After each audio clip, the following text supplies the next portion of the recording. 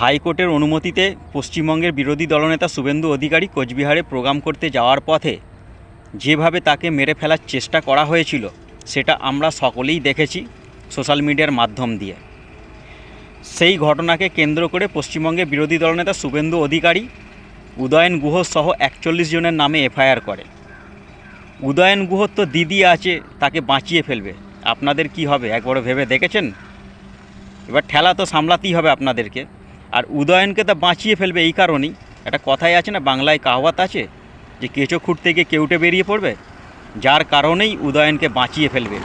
কারণ 2021 সালে বিধানসভা ভোটের পর গোটা পশ্চিমবঙ্গ জুড়ে যেভাবে পোস্টপোল ভায়োলেন্স করেছে, তোলামূলের গোন্ডা বাহিনী বেছে বেছে বিজেপি কর্মীদেরকে খুন করেছে, তার যদি কিছু প্রকাশ্যে চলে আসে তখন তো মাথায় হাত পড়ে যাবে। এরকম গোন্ডা বাহিনী গোটা পশ্চিমবঙ্গে প্রত্যেকটা গলিতে আছে, আমার এলাকাতেও আছে, খুললাম ঘুরে বেড়াচ্ছে। তবে বেশি দিন আর নয়, তাদেরকে জেলের হাওয়াও খেতে হবে।